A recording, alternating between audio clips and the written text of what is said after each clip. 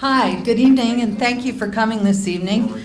My name is Sue Ray. I'm the Director of Communications and the Foundation for the Healthcare System. We appreciate you're all coming out this evening. We have a very good program coming up, but Hospice and Home Care asked me to remind you that they have a Tinsel and Tears Holiday Grief Workshop, and that's on Sunday, December 3rd from 2 to 4 p.m. It's free, and there's some information over on a table if you'd like to go to that. It's for people who are dealing with grieving during the holidays.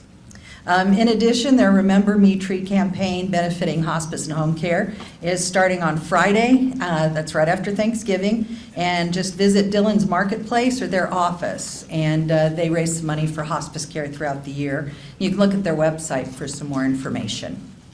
Tonight, we're going to discuss falling and fall prevention. The fear of falling can limit a person's activities and social engagement, as more than 2.8 million injuries caused by falling are treated in emergency departments annually. However, no one should let this fear diminish their quality of life. Even though falling is a problem many people face, there are certainly ways to limit the chances of it happening, especially in your home.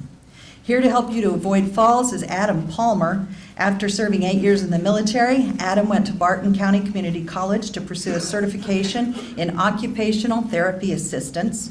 June of 2018 will mark the 20th year he spent here at Hutchinson Regional Medical Center. In this time, he's assisted people in recovering from all sorts of injuries and accidents, helping them return to their prior level of function. So please join me in welcoming Adam Palmer.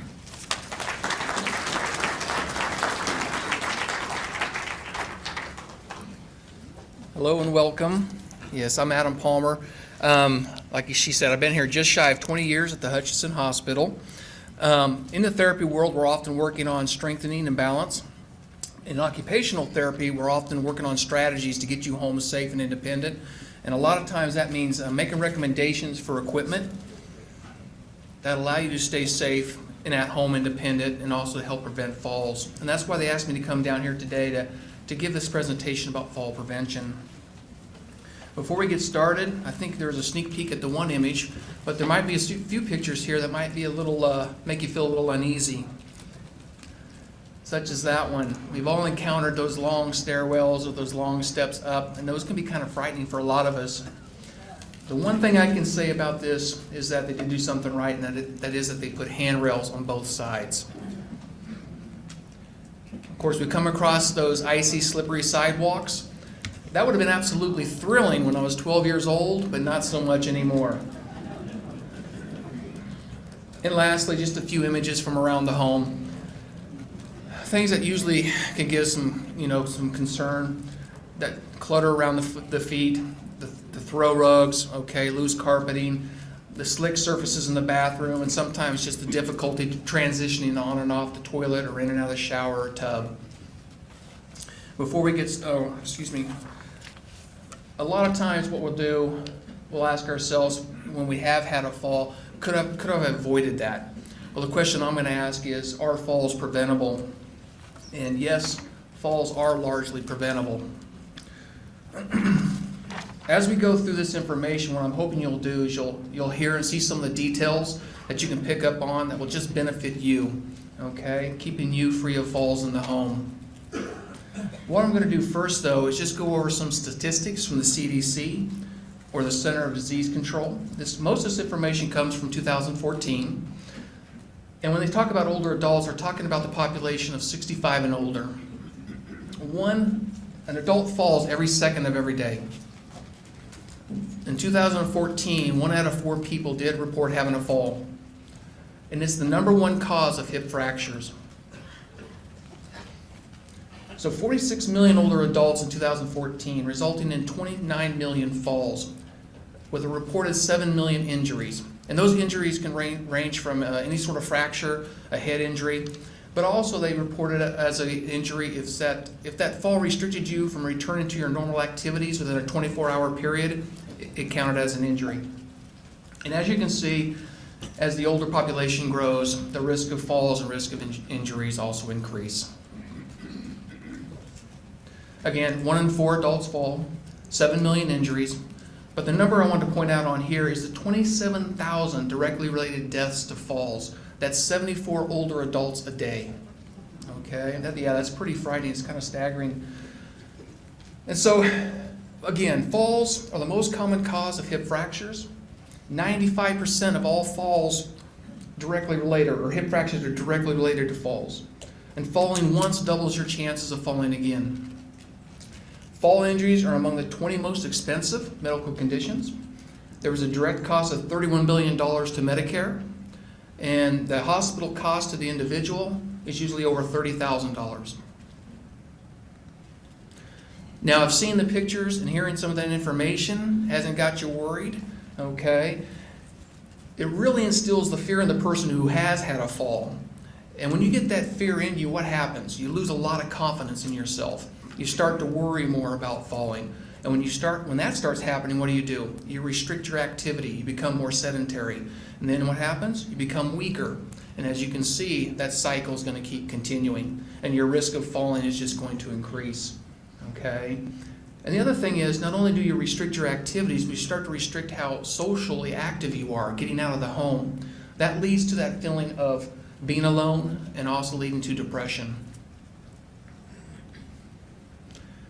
The fall risks that I'm going to go over are all kind of interacting risk factors, okay? They all do kind of interact against one another. And the first one is fall risk factors. Changes in your body that increase your risk for falls. The behavioral risk factors, things we do or don't do that will increase our risk for falls. And lastly, the environmental risk factors, hazards in our home or our community. Got some chronic conditions here that also will affect your falls. It's a short list. I know there's a lot more that could be added to it. But diabetes, and why do I put that up there? A lot of times, like diabetic neuropathy, where you don't have the feeling in your feet, so you can't feel that good foot placement. Arthritis, what goes along with that? Limited joint movements or pain. Stroke, multiple sclerosis, Parkinson's, where you start to get more stoved up and have that shuffling gait. Chronic pain, depression, COPD. And some other things to consider on the other side are changes in your medication, illnesses or infections, even that urinary tract infection, because a lot of times what happens there is it just affects your cognition, and that can affect the fall. Poor footwear, lack of sleep, being sad or worried. Moving to a new home, you have to learn that new environment, how to navigate around it safely. And also changing the use of adaptive equipment that you use for mobility. Maybe you weren't using anything, but you went to a cane or a walker, or a cane to a walker. Just learning to properly use that adaptive device for mobility is important. The first thing I'd recommend always is go see your doctor, okay? And at least annually. You want to review your medications. You want to check on your dosage. You want to check on your side effects. You want to check how they're interacting with each other. And I also put up there just talking about supplements, especially vitamin D supplements. And why is that? That is for just good, healthy, strong bones, okay? Prevent osteoporosis. And that's where the bones kind of get that appearance of like a porous sponge, okay? They're not dense, and so more easily fractured. And again, if you're having issues when you're changing your posture, when you're standing up and you're getting dizzy, or you're currently on blood pressure medications, you would want to check your blood pressure and again, check in with your physician. Also, check your vision. Look at that annually. Make sure you got the proper prescriptions. Look at the prescriptions that you're wearing, because sometimes if you're wearing those trifocals, bifocals, progressive glasses, sometimes the way you're looking through them can distort what you're looking at. So make sure you've got the right glasses that fit you and you're using them correctly. And also just consider removing cataracts to clear your vision. In the home safety, first I'm just going to say we do have the booth over there, and I've got some handouts over there from the CDC that just talks about preventing falls, but I've also got a checklist, a home checklist that you can go through, and it just helps identify and eliminate some of the fall hazards in your home. So feel free to take one of those, and I'll be standing over there after the presentation to answer any questions. Again, you can ask me or any other therapist, because they can give you strategies to help complete your task at home safely. They can also make recommendations for any of that durable medical equipment you might need in any room to help make it safer. If you're looking at this picture, what could you identify as some of the fall risks?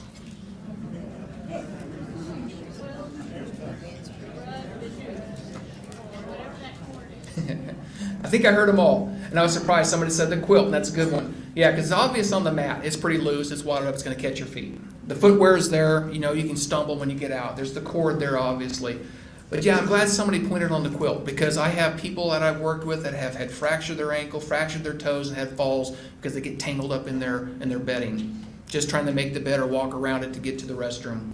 The other things you might consider in here, though, is just the bed height. Is it too tall for you to safely get in and out of the bed? The other thing is, how soft is it? Sometimes too soft of the bed can also lead to a fall. I'm glad they got lighting in there, but nobody's going to sleep with both lights on, I don't think. But I would recommend a night light, just for a lighted pathway out of the bedroom to the bathroom, usually during the night, of course. And I think we covered that. I think table legs are, could be a hazard too. What's that? Table legs. Table lights? Legs. Yeah. Yeah. And that's the big thing. There's another picture I'll talk about, but that is, you got to have those clear pathways, and not just for you, but for that piece of equipment that you use to ambulate with.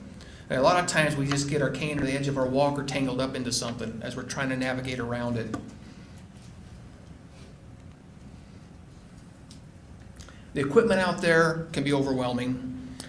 And what I usually tell people is to ask the right people, and that is usually your therapist, or go down to the health supply stores and say, I'm having trouble with this, or I'm having trouble with something in this room. And they can give you suggestions, because the catalogs are thick. So this is a very small amount. This is about 1 page out of that 400-page catalog of equipment that can be suggested to you if you need it. But I brought this up mainly because the bathroom is what usually leads most of us to a fall, a lot of us to a fall anyway. And it's usually the urgency to get to the restroom, or you're trying to get there when unlighted pathways, or the surfaces are just slick. Well, here's a few things that will make it a little safer. You can see the raised toilet seat in the middle with the frame on it, okay? You can also get it with just the riser, but if the toilet's a proper height, you can just get the frame to help you transition on and off the toilet. Of course, the shower chairs can be set in the tub or in the shower. If you have difficulty getting inside the tub, you've got the bath bench that you can sit down on the outside and slide in. Bath mats for a non-skid surface. But the number one thing on here I want to point out, and I'd always recommend, is grab bars. Okay, just something sturdy to hang on to allow you to transition in and out safely. So you want your bathroom to look like this, spotless. I wish. But on here they did the right things. They do have the riser to help them get off, easily. They do have the bedside or the tub transfer bench to get in out of the tub. Now, there are no grab bars, maybe not a great place to mount them on there. So what they've used is they use the tub transfer bar that attaches to the side of the tub to help step over. I would also suggest, though, since it's a linoleum floor, is just getting a bath mat. Having it, a lot of times we're always saying pick up the throw rugs, but in the bathroom, I want you to step out on something that's not going to be slick. But after you're done bathing, I want you to pick it up, drape it over your tub, or lay it on your shower chair or bathtub, so later when you're making these bathroom trips, you don't get tangled up in it. Some other considerations from around the home are just, the stairs and the steps at the entrance and inside the home. Ideally, you want handrails on both sides, okay? There's also, like outside, usually both handrails sometimes can't be used because they're too wide apart, but you have adaptive equipment to use for mobility. Your therapist can show you how to use that equipment while navigating the stairs up or down in the one handrail. Outside, you just want debris picked up.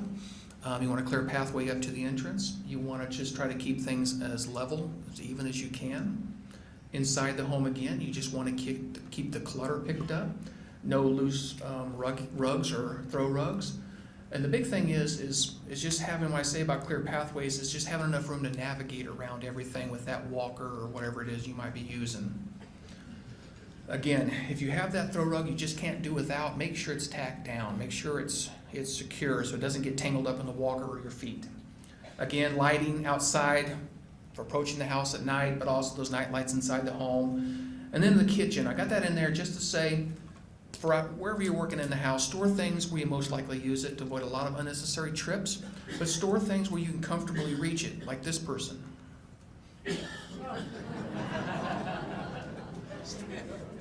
Does that fall under behavioral risk factors? Yeah, I know we're all guilty of this, some of us, right? We've all taken the shortcut. We all could have done a little bit different, been a little bit safer with it, okay? She could obviously stand to use a nice, sturdy, broad-based step stool in the kitchen there to help her reach for things. So again, it's the things we do or don't do that increase our risk for falls. So slow down, think again, make a plan, use good judgment. All those things sound wonderful after you've fallen and look back on it, right? Well, maybe these people could have done it a little bit differently. Okay? Don't take those unnecessary risks. Yeah, I won't even comment on the guys on the very end. I don't know what in the world they think they're doing, but I had to put it in there. It was too entertaining. Boxes, we often try to take that shortcut. For us guys, we want to get it done in a hurry and do it one trip. But obviously, make sure the job that you're working with you can handle and your vision isn't occluded. Okay?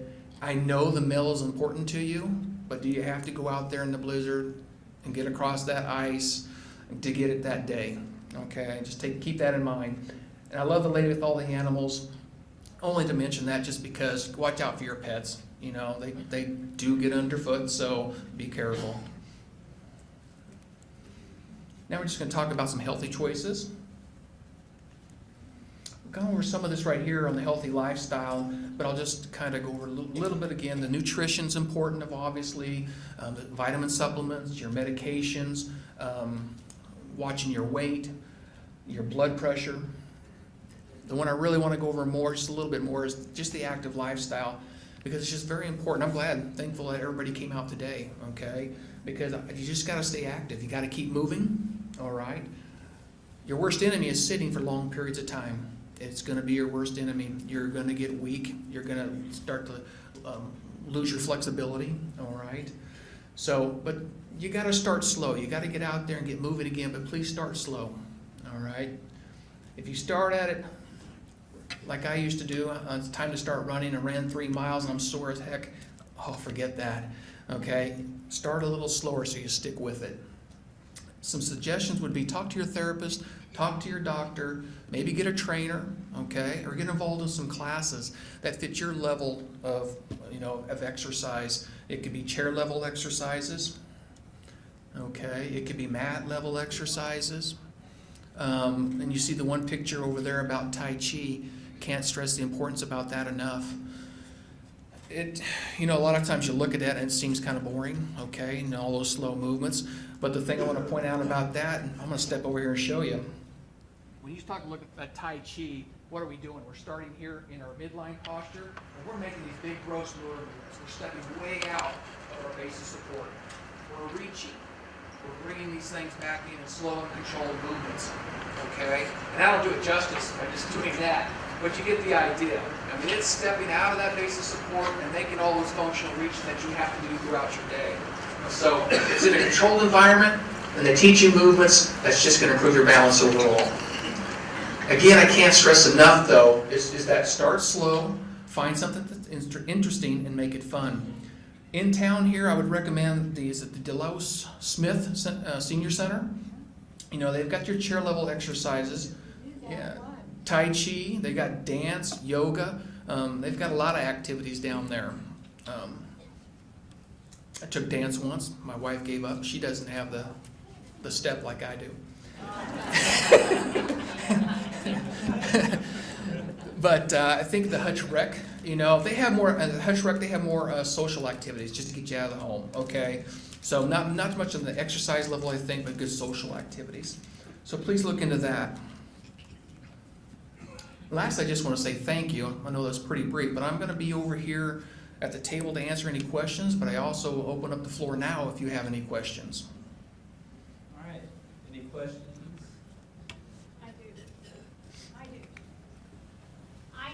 Right over here.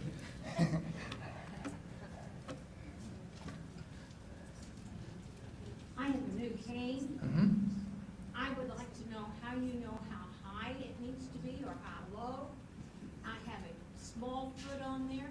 I want to know how that you're supposed to maneuver that. Do you walk it or do you step it? No, it should be flexible at the base, right? Does that one have a little flexibility? No. No? Okay, it's fixed. Then you're going to kind of step in through it. It's going to hit the floor, and we're going to walk through it. Now, there are some that are flexible at the base, so when you strike it, your cane follows through with you. Going by textbook, and everything could be a little bit off from textbook, but your canes, your walkers. If you're standing there at an upright posture but not straightening your arms down, you just want to relax at that natural bent position. It should fall within the palm and wrist area right in here. Okay, that's a good place to start. Then you can make small adjustments from there. Any other questions? All right, no. Please remember we don't have first course next month in December. We'll come back in January. And let's give a round of applause for our speaker.